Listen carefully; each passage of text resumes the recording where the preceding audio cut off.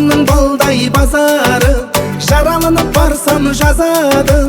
Жанарыңның сұлу назары, жан тербеген назды үнімсің, еркелеген тәтті шырымсың, шуақтанып күлген күнімсің, менің ғана менің гүлімсің жаным.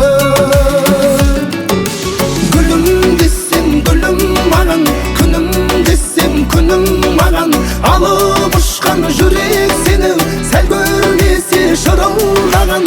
Екеумізді бөлесінші, екі келмес ғұмыр ғаламай.